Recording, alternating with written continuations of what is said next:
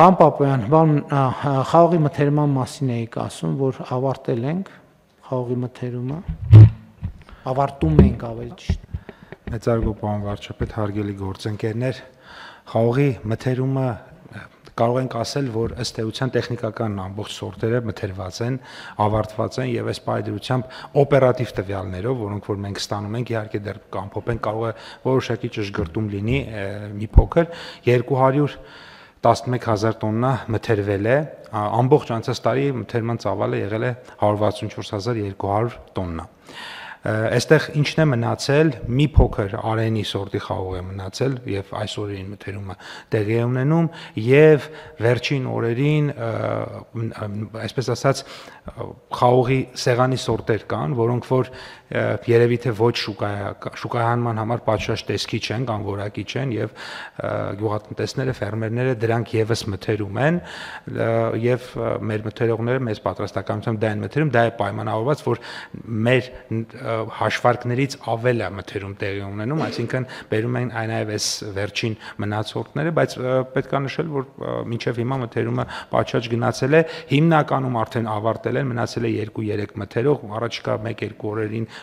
ամբողջությամբ կավարտենք եւ արդեն process-ը կվերջացնենք։ Եվ 213,000 տոննա խաղող է մթերվել, ճիշտ է։ 211 այս պահին եւ մեր կարծիքով դա 99% մոտավորապես կարող ենք ասել մթերել ենք, մաքսիմում կարող է մի 1000-ից 2000 տոննա մնացած լինի, այն էլ իմ ասած դեպքն է, այսինքն ինքը արենի է կամ խաղողի ուրեմն սեղանի սորտեր, որոնք որ բերվում են։ Շատ լավ, հարգելի գործընկերներ, կարծում եմ, որ այստեղ մենք պետք է նաև վաղուց հասունացել է ժամանակը, որ մենք արձանագրենք, որ խաղողի ոլորտում մենք ուզենք չուզենք խորքային փոփոխություններ են տեղի ունենում։ Մենք չենք կարող այդ փոփոխությունները կասեցնել, կանգնեցնել, բայց մենք պետք է ամեն ինչ անենք, որ մեր տնտեսությունը, գյուղատնտեսությունը ադապտացվի այդ փոփոխություններին։ Այդ փոփոխություններից մի մասը կապված է էլի կոնյակ եւ ոչ կոնյակ այդ խնդրի հետ։ Ես էլի ուզում եմ, էլի զգում եմ, որ այն որ ես ասում եմ, որ Հայաստանում չի կարող կոնյակ արտադրվի, դա հիմք է տալիս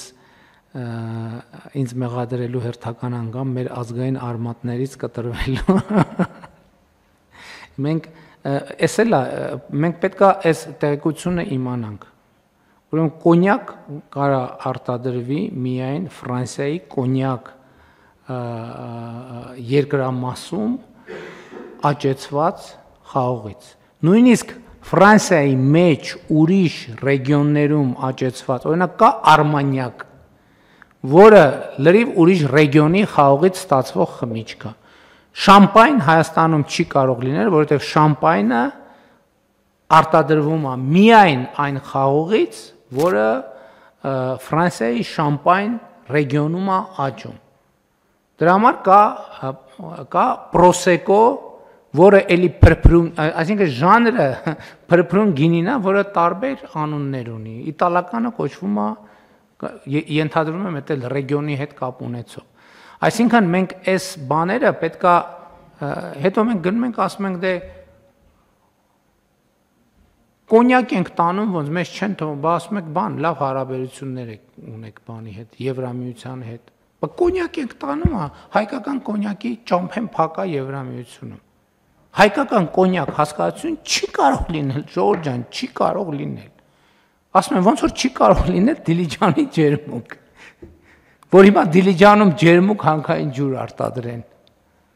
Կլինի տենց։ Չէ, բայց կա ես չեմ բացառում, որ մենք այդ հայտնի անեկդոտ է, չէ, բայց դա արտահայտում է բաները,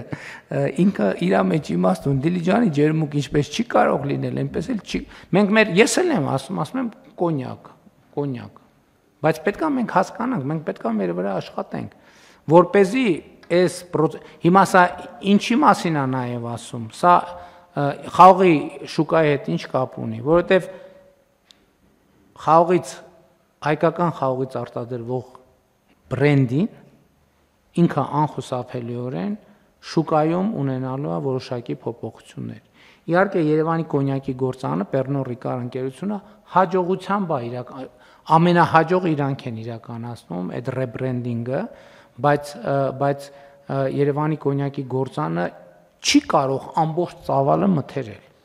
Այստեղ մեր մյուս գործընկերներին պետքա օգնենք իրանք էլ այս թեմայի վրա աշխատեն, բայց երկրորդը մենք պետք է հասկանանք խաղողի ցանկատարածությունների հետ ոնց ենք կառավարում։ Երկրորդը ինչ process է նկատվում։ Գիտեք, որ շուկայում գինու խաղողը էականորեն ավելի թանկ է, բայց մենք հիմա նկատում ենք process եւ ընդ որում աշխարհում է այդ process-ը վաղուց տեղի ունեցել։ Արտադրողները նախընտրում են իրենց համար խաղող արտադրել,